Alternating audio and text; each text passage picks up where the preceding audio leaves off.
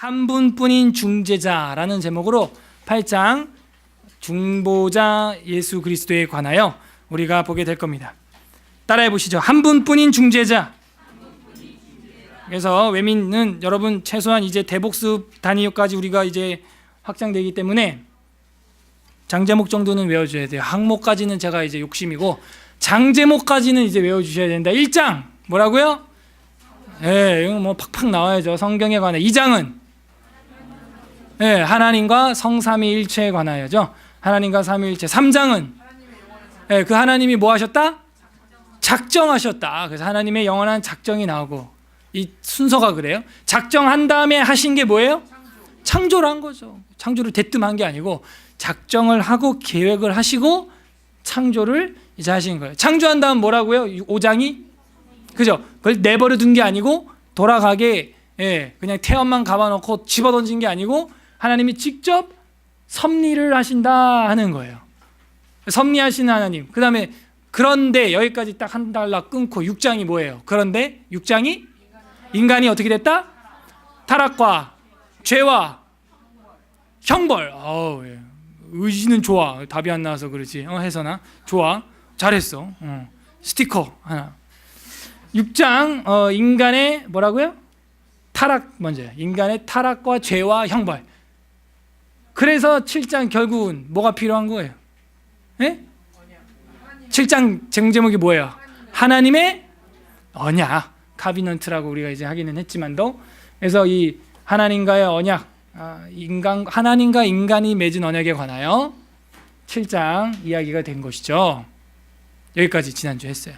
그다음 그 언약 안에는 무슨 언약과 무슨 언약이 있다? 시작한 지 5분도 안 되는데 하품이 나오시는 분들은 아주 열강을 들어서 우리 세미나를 설명회를. 예? 언약은 무슨 언약, 무슨 언약이 있다? 행위 언약과 은혜 언약이 있다. 그런데 아담이 맺은 언약은 무슨 언약이에요? 행위 언약. 그 행위 언약이 어떻게 됐어요? 깨졌어요. 그래서 하나님께서 어떤 언약을 우리에게 주신다? 은혜의 언약을 허락해 주셨다. 그래서 구약에는 그러면 은혜가 없었냐? 있었죠. 다만 구약에 있는 사람들은 오실 메시아를 기다리면서 이 인류를 죄를 속해 주실 구원자가 언제 옵니까? 이러면서 인류의 죄를 속해 주실 분을 바라보면서 믿은 것이고, 예수 십자가 이후의 사람들은 뭐예요? 우리 같은 사람들은 이미 예수님께서 우리를 위해 구속하신 그 과거, 죽으신과 부활하신과 다시 오심을 믿는 것이죠. 그래서 구약에는 그런 방법들이 뭐 어떤 것들로 표출됐다 그랬어요? 양의 제사와 할례와, 나 누구한테 하니 지금 다 잊어버렸어요 그걸? 네. 또 뭐? 고맙시다. 자, 그 7장에 보면 나와요. 예, 복습하세요. 기껏 배웠는데 그 말 못하면 이거 귀중한 신학을 다 잊어버리는 겁니다. 그런 것들이 있잖아요, 그죠? 제사와 할례와 법도와 규례와 성전과 그런 것들이 다 뭘 앞으로 오실 뭘 지지한다고요? 십자가의 그 예수 그리스도 메시아를 바라보고 지나간 우리는 뭘로 그거를 이제 기념하는 거예요? 오실 메시아인데 예배도 있고 뭐예요? 성찬 또 세례 또 여기까지죠. 너무 적다 그랬죠. 근데 이게 맞아요. 요거밖에 없어요. 말씀과 성례 두 개였잖아요. 그래서 말씀과 성례인데 성례는 세례와 성찬. 너무 적은 거 아니에요? 구약은 양도 잡고 소도 잡고 할례도 있고 성전도 있고 율법도 있고 뭐 많았는데 신약은 너무 목록이 적지 않아요? 그 세 개로 충분히 돼요? 돼요 안 돼요? 된다는 거예요. 그 형태는 다르지만 신약이 더 완벽한 새 언약을 이루어놨다는. 그래서 그걸 우리가 이제 믿는 거예요. 그래서 구약이나 신약이나 다 방향이 달랐지 메시아를 바라보고 있었고, 심지어 누구도 아브라함도 그랬다, 뭐 그런 내용 지난번에 우리가 확인했습니다.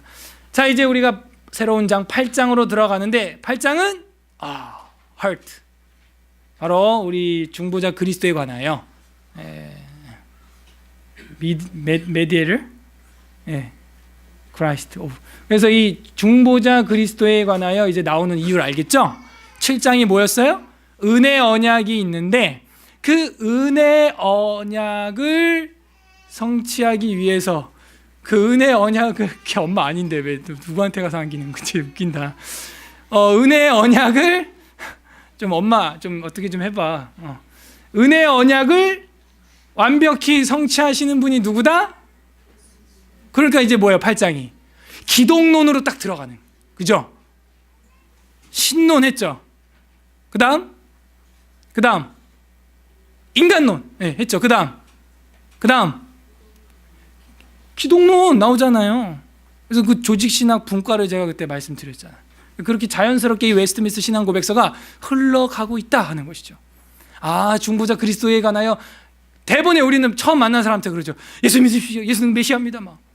네, 우리의 교리는 그렇게 안 돼 있어요. 한 8장쯤 가야 왜 그리스도가 와야만 했는지 너무나 명백하잖아요. 성경부터 해가지고 하나님과 성삼위일체, 그분의 작정과 창조, 섭리, 그 섭리 속에서 있었음에도 불구하고 인간의 타락과 죄와 형벌, 그것을 하나님께서는 베풀지 않아도 되는 자비를 베푸는 행위가 뭐라고요? 언약. 그렇지. 젊어서 공부해야 됩니다. 이게 우리의 결론이에요. 어제도 우리 악장하고 바이올린 암만 이 청년들 가르쳐도 이게 느리다. 근데 경연이나 이런 애들은 한두 달 가르쳤는데 소리 다 나는 거야. 이건 뭐 2년을 가르쳐도 그게 아니고 막 20배 빨라. 20배 애들이. 그래서 우리가 전략을 바꾸자 그랬어요. 악장한테도. 너 여태 어찌됐다. 그러니까 애들을 공략해. 애들을. 다 큰 사람들이 이거 안 된다. 결혼하면 끝나. 문상현 끝났잖아 벌써. 그러니까 이게 아내 와이프 앉혀놓고 자기 여기서 연주하고 있을 거야? 그거 안 되거든요. 애기도 나와야 되고 이제, 그죠? 그러니까 이게 전략을 잘못 세운 거야, 이 악장이. 그래가지고 이제 젊은 애들한테 아는 거야. 우리 경건반도 아이들이 많이 참석해야 돼. 그래야 이 교회 미래가 있어요. 기독론이 이제 시작이 되고, 그 베풀지 않아도 되는 극치의 자비가 뭐다? 언약이고, 그 언약에 들어오면 엄청나게 받는 게 뭐라고요? 그게 은혜라 그랬잖아요. 그래서 이 언약은 사실 하나님이 우리한테 안 베풀어도 되는 거야. 왜? 우리가 죄졌잖아. 근데 왜 하나님이 손을 내밀어야 돼요? 내밀 필요가 없죠. 그러나 내미셨어요. 어마어마한 은혜죠. 그거예요. 여러분 아버지가 박씨고 김씨인데 어쩔 거예요? 바꿀 수가 없잖아요. 우리 아버지 어머니가 죄씨예요. 아담과 하와. 사망이 임했어 다 모두에게. 그게 뭐 하나님 잘못입니까? 여러분 할머니 할아버지 잘못이죠.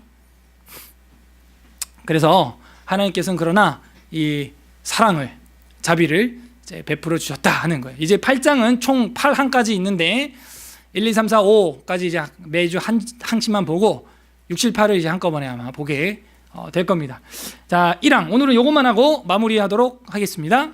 내용은 여러분들이 하도 정통교에서 그리스도의 십자가의 죽으심과 부활하심이 뭘 의미하는지 하도 배워서 잘 알아요 다. 그래서 어려운 건 없어요. 그런데 정리를 해드리는. 그래서 우리 1항에 대한 소제목을 하나님의 택정하신 중보자 이렇게 해봤어요. 그 중보자가 누구라고요? 이 중보라는 말 우리 잘 안 하죠. 중재자 이름은 똑같아. 중재한다 이러죠. 뭘 중재하는 거예요? 하나님과 우리 사이에 사망의 문제를 가운데 딱 놓고 중재를 하는 거예요. 이거 어떻게 처리할 겁니까? 이 사망이라는 안건 이거 어떻게 처리할 겁니까? 그래서 우리 예수 그리스도께서 그를 중재해 주시는 분이 됐다는 것이죠. 내가 감당하겠소. 이렇게 된 거예요. 자, 여기 읽어보겠습니다. 하나님께서 시작. 하나님께서는 그의 영원하신 목적을 따라 예수 그리스도 하나님과 사람 제사장 왕 자기 교회 머리에 구주 기뻐하셨다. 하나님께서는 그의 독생자에게 만세 전에 한 백성을 주시어 그의 씨가 되게 하셨고 기약한 때에 이르러 그로 말미암아 그 백성이 구속하심을 받고 부르심을 받고 의롭다함을 받고 성화되고 영화롭게 되도록 하셨다. 뭐 어려운 건 없죠. 이제 정리를 하면은 하나님께서 자신의 목적을 따라서 독생자를 보내주셨다는 거예요. 그 영원한 목적은 이제 작정에 사실은 포함되어 있어요. 그러니까 작정을 공부한 분들은 이제 너무 쉽게 이제 넘어가는 거예요. 이사야 42장 1절 다 같이 읽습니다. 시작. 내가 붙드는 나의 종 내 마음에 기뻐하는 자 곧 내가 택한 사람을 보라. 내가 나의 영을 그에게 주었은즉 그가 이방에 정의를 베풀리라 하는 거예요.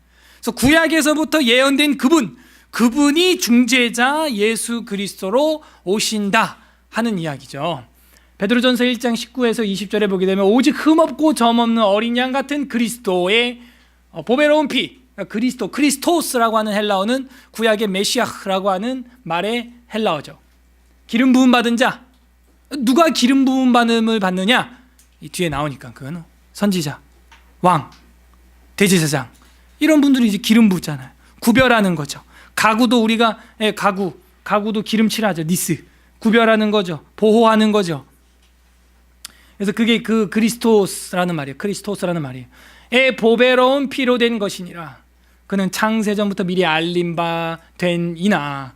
그러니까 창세 전부터. 그러니까 그 목적이 벌써 하나님은 전지하시고 예지하시고 전능하시기 때문에 알고 있었어요. 인간들이 그렇게 고장 날 거다. 그래가지고 미리 창세 전부터 준비를 다 하신 거예요. 자신의 독생자를 구할 방법으로. 그래서 창세 전부터 미리 알린 바 된 그가 바로 예수님이죠. 알린 바 된 이나 이 말세에 너희를 위하여 이제 나타난 바 되었다 하면서 이제 베드로 사도께서 주님을 소개하는 것이죠. 그게 주님의 그 창조 때부터 이끌어왔던 목적입니다. 그가 누구냐? 그의 독생자이신 주 예수를 택정하여 하나님과 사람 사이에 중보자가 되겠다 하는 거죠. 누구? 독생했다는 거죠. 하나밖에 없는 아들이 얼마나 귀하겠어요. 근데 죄가 있는 사람의 아들도 아니고 죄가 없는 흠도 티도 없는 맑고 맑은 순수한 어린 양, 그런 아들을 우리의 죄를 씻기 위하여 대신 온몸을 찢겨 피를 흘리고 살을 찢어내야 되는 그런 처참한 일을 감행하셨다는 겁니다. 왜?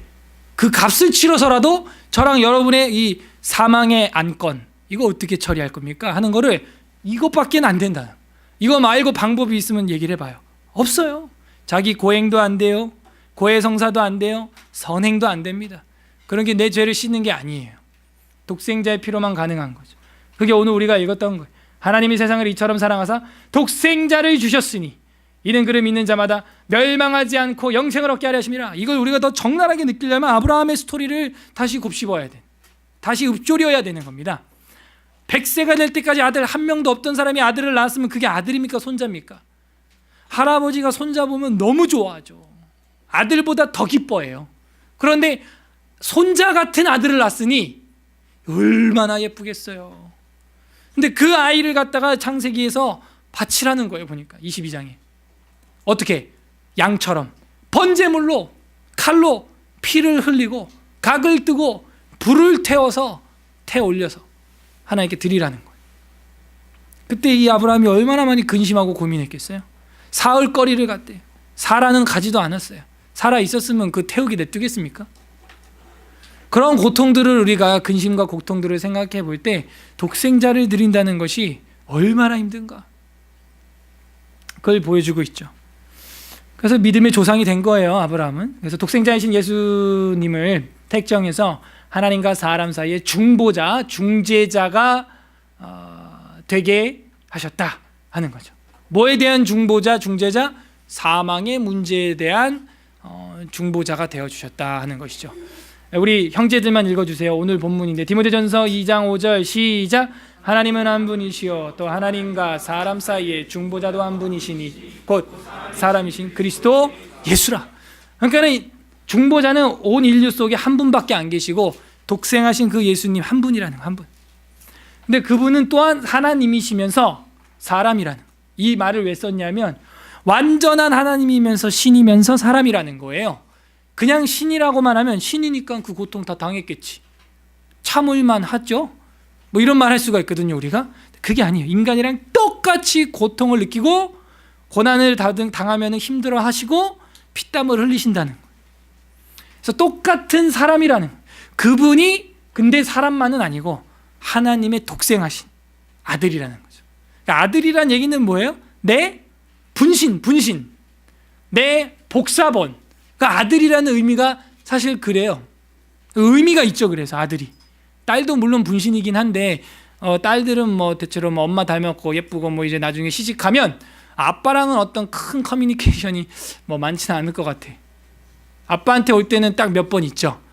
용돈 뜯을 때, 그래서 밑밥 좀 깔고 올 때. 근데 이제 아들은요, 아빠가 아들 많이는 뭐 못 챙겨도요, 그 뭔가 이제 그게 있어, 끈이. 넌 뭐 나 아니야? 뭐 이런 그런 게 있어요. 분신 같은. 내 복사본들 진짜 딸들도 복사본이긴 합니다. 그래서 그 아들이라는 의미가 그런 거예요. 내 뒤를 이을 만한 어떤 그 가문의 후손 아니냐, 씨들 아니냐. 이 뒤에도 씨라고 아까 표현 나왔었죠. 그 한 분께서 하나님의 아들이신데 신이시면서 사람이라는 그분이 이제 중보자가 되어 주셔서 우리의 죄를 친히 씻어 줬어요. 이런 걸 보면서 지극한 은혜라고 하는 거예요. 숭고한 사랑이라고 하는 거예요. 왜? 아까 우리가 공부했잖아요. 베풀지 않아도 되는 자비를 베푸는 행위가 뭐다?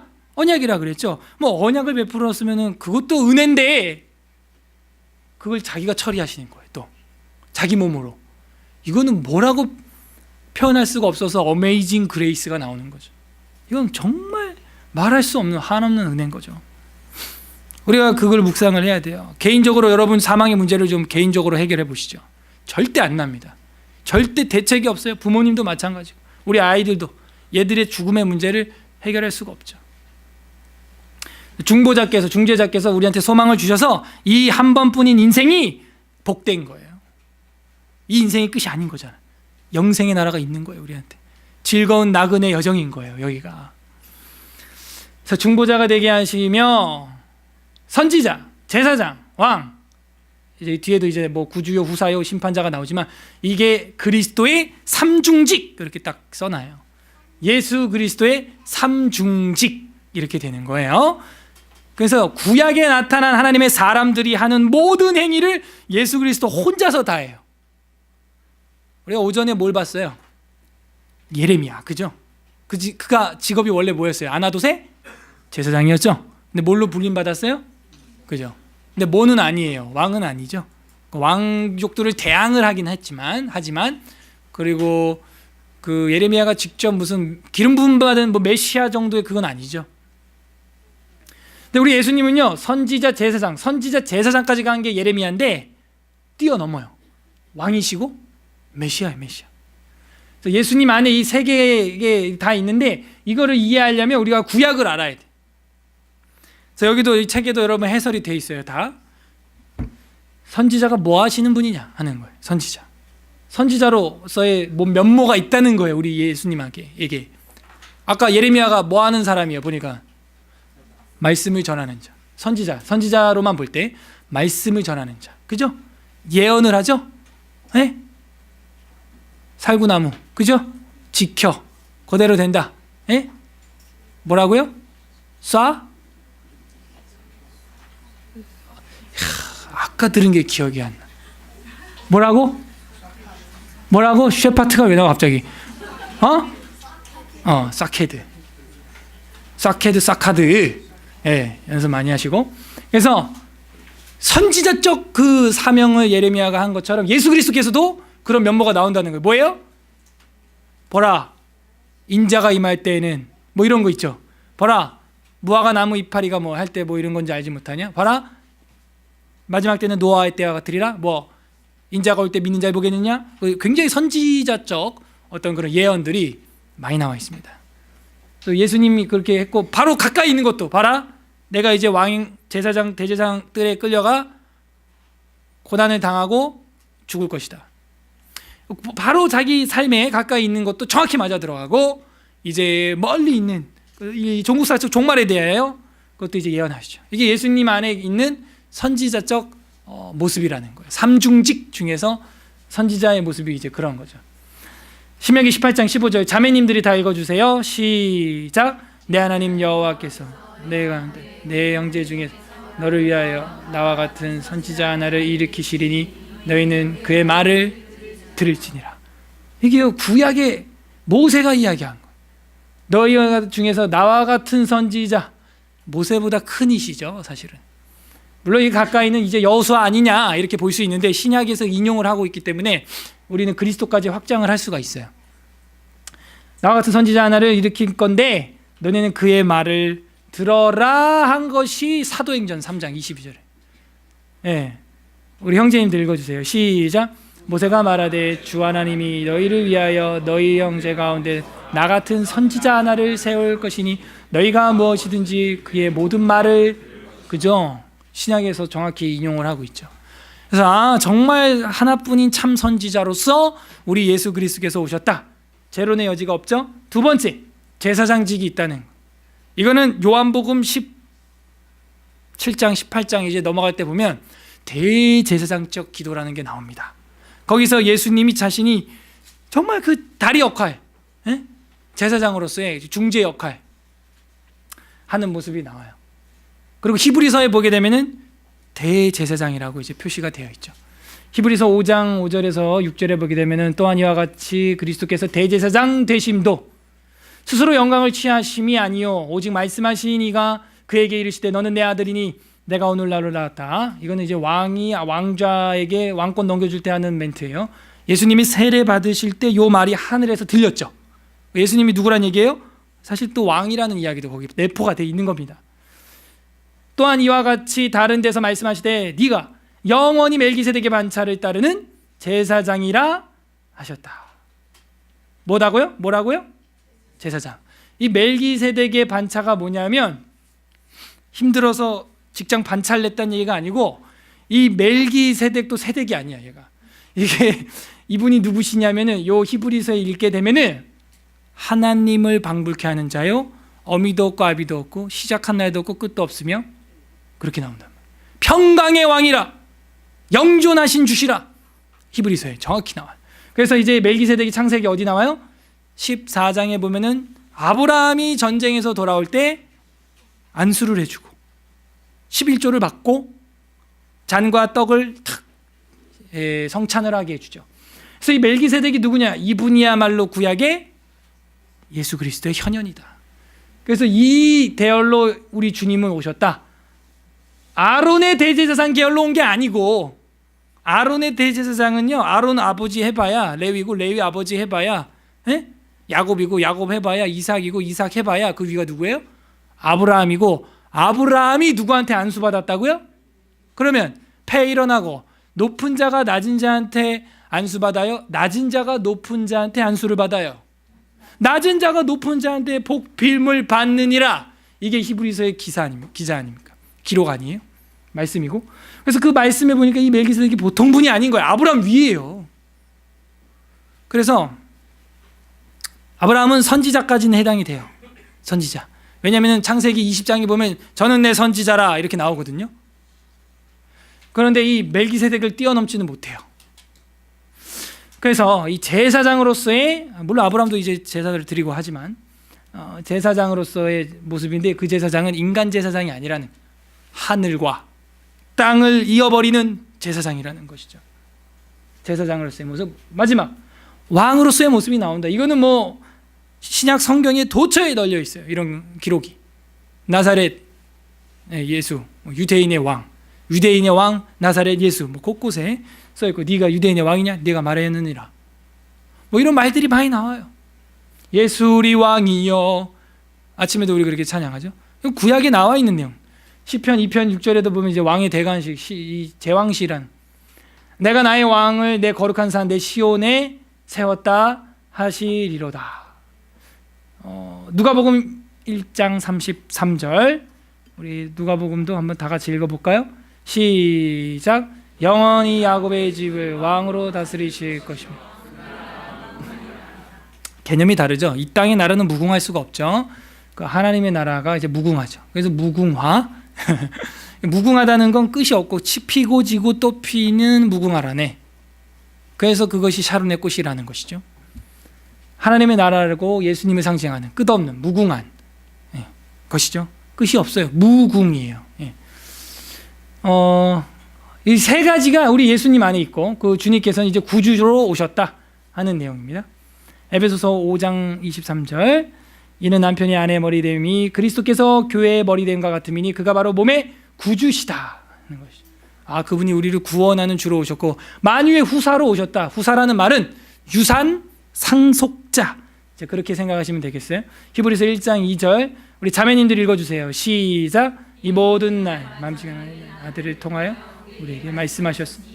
이 아들을 만유의 상속자로 말미암아 모든 세계를, 마지막에는 그 아들 독생자를 통해서 우리에게 말씀해 주셨고 그분이 후사가 됐다는 거예요. 상속자가 됐고 그분이 세계를 다 지었다 하는 것이죠. 후사. 그 다음에 이제 세상의 심판자로 오십니다. 이거는 뭐 요한계시록에도 이제 나오죠. 심판의 모습, 백보자 심판의 모습.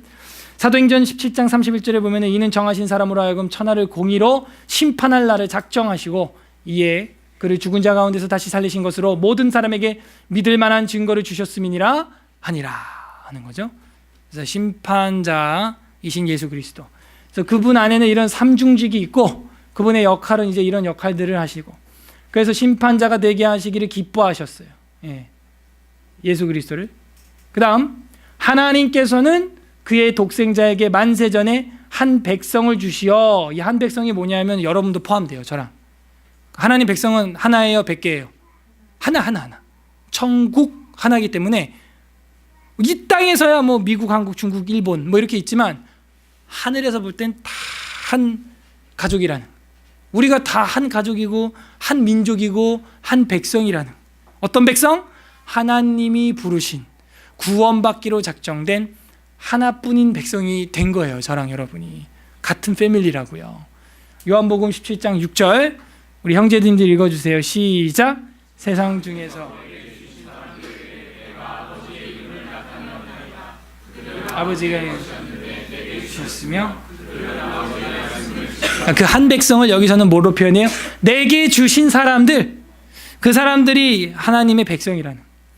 그래서 아버지의 이름이 이제 나타내었나이다. 예수님께서 그들은 아버지 것이었는데 내게 주셨으며 그들은 아버지의 말씀을 지켰나이다.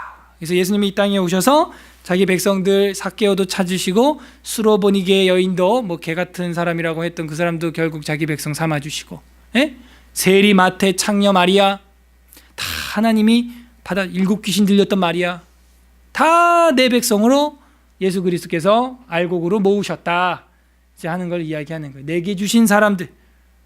그러니까는 우리가 믿어서 교회 온 것 같죠? 내가 믿어서 교회 온 것 같죠? 그게 아닌 거예요. 하나님이 이리 보내주셨다는 거예요.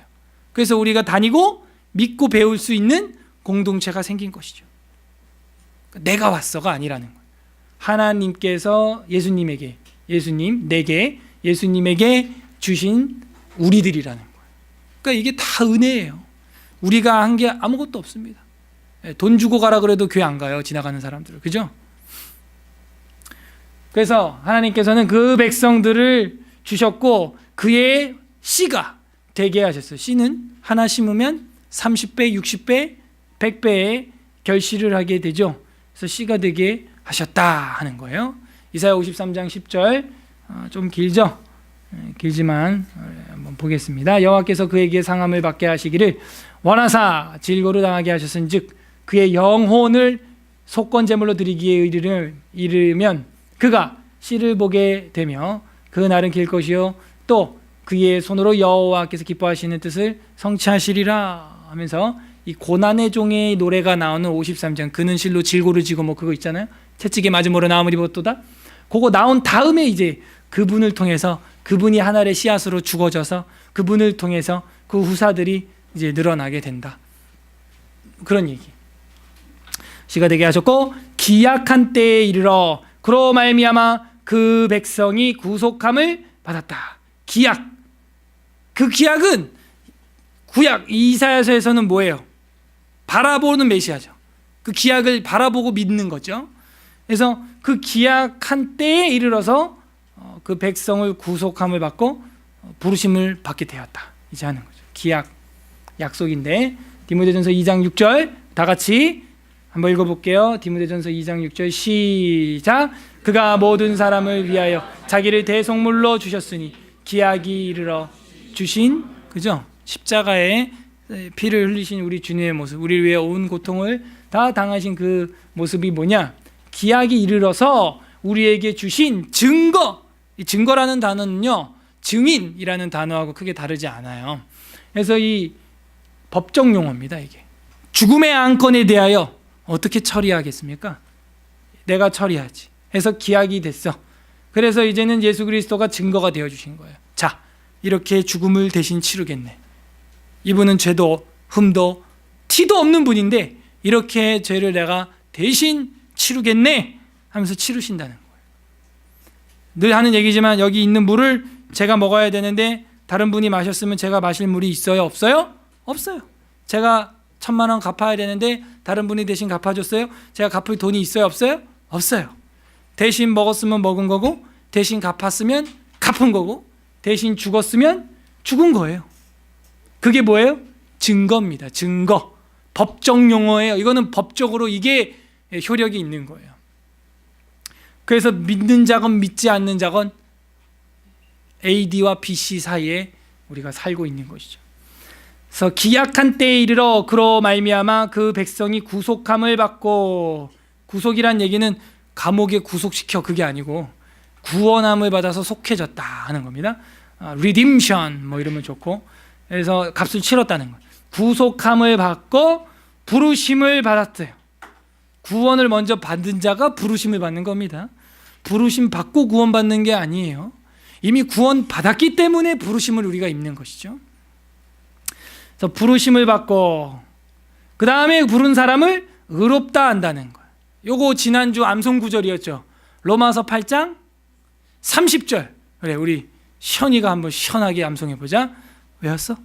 아니었어? 시우가 졸린데 잠 깰 정도로 한번 해볼까? 외웠어? 아니었어. 외웠어? 암송대에도 나왔었잖아. 네, 자, 로마서 8장 30절 시작. 또 미리. 자, 또 미리. 그래, 혜선이 시작.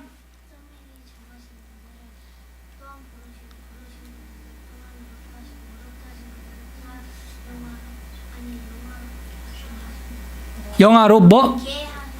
야, 아멘. 뭐 박수가 나오네. 야, 어떻게 잘하고 있구나. 좋다, 멋있다. 맞아요. 또 미리 정하신 그들을 부르시고, 부르신 또한 이렇게 나갈까 우리가 헷갈리는데, 요 순서예요. 부르시고 의롭다 하시고, 요건 없고요. 영화롭게, 제가 색칠한 요 부분만. 요 영화라는 거는요, 이거는 천국 가야 되는 거예요. 사실은 이 땅에서는 이제 성화죠. 이 땅에선 성화하다가 우리가 주님 앞에 가거나 주님 오시면 영화롭게 되는 거예요. 영화롭게. 그래서 구속함을 받은 자들을 하나님이 부르셨다. 그러니까 말씀을 외워야 이게 살아있어. 나왔네. 다 같이 읽겠습니다. 시작. 또 미리 정하신 그들을 또한 부르시고, 부르신 그들을 또한 의롭다 하시고, 의롭다 하신 그들을 또한 영화롭게 하셨느니라 해가지고 이제 순서가 나와 있잖아요. 전 어떻게 외웠냐면 정부의 영이 부어졌다. 앞자만 정부의 영, 천국 정부. 그래서 천국 정부의 영이 부어졌다. 다들 뭐 탐탁지 않으신 표정이신데 전 그렇게 외웠어요. 아무튼 그래서 하늘 정부, 하늘 천국의 시민들에게 이런 서정이 있구나. 그리고 이제 의롭다 하셨다는 거죠. 방금 우리가 읽었으니까. 고린도전서 1장 30절에도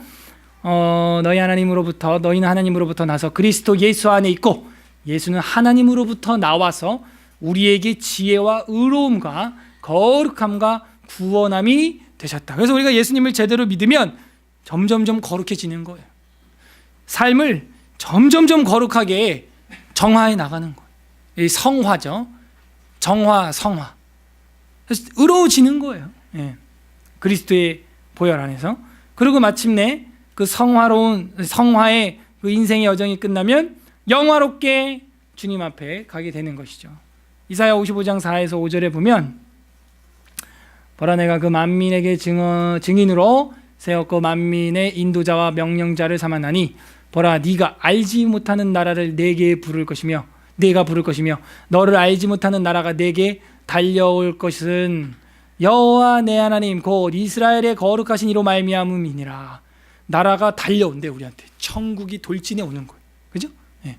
그래서 이제 예수님이나 예수님 전에 세례 요한이 뭐라 그래요? 천국이 왔다, 이미 왔어. 도끼가 나무 뿌리 놓였어. 빨리 회개하고 열매 맺어라. 이제 다가왔다. 이런 얘기를 하는 거죠.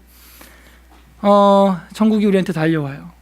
여호와 내 하나님 곧 이스라엘의 거룩하신 이로 말미암으니라. 이는 너를 영화롭게 하였느니라 하는 거죠. 그래서 결국에는 우리가 저 영화로운 단계까지 들어가야 완전히 구원을 이뤘다 할 수 있어요.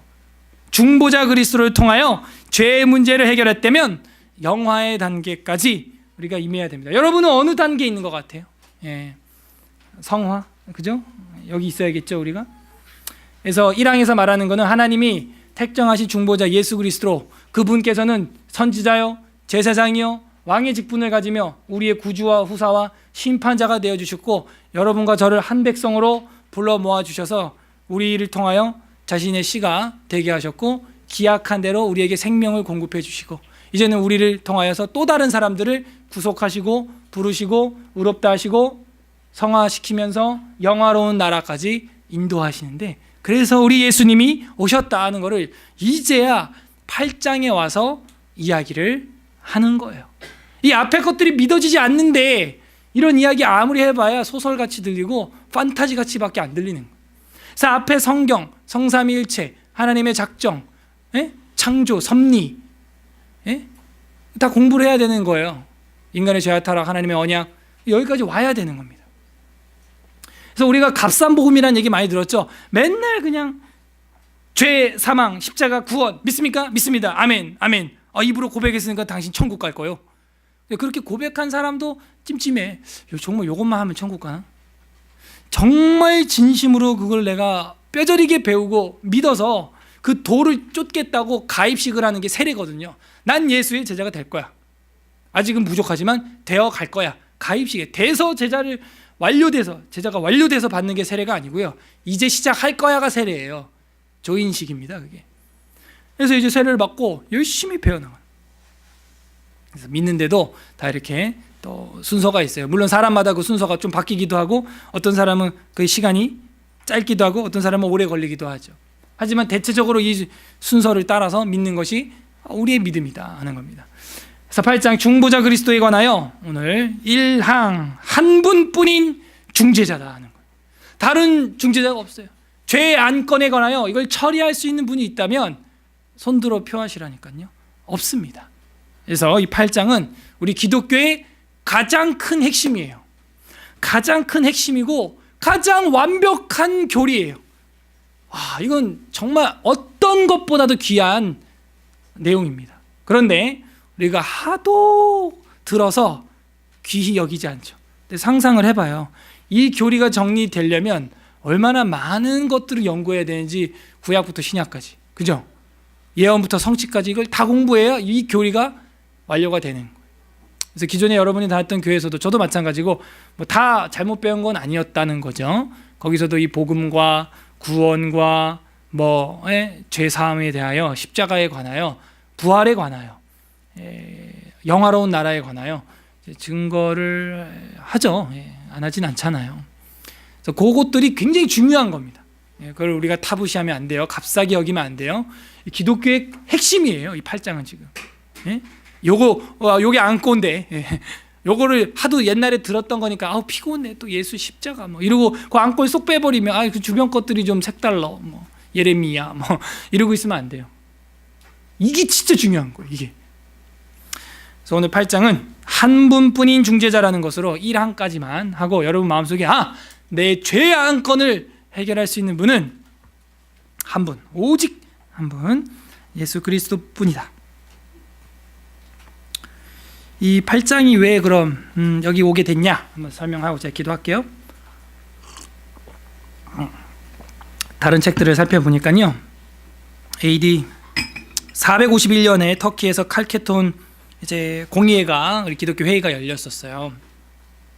그때 이제 기독론에 대해서 굉장히 이제 질문이 많아요. 우리가 지금 감리교나 침례교나 우리 장로교나 요 정도는 복음주의권 테두리 안에서 다 믿는 거잖아요.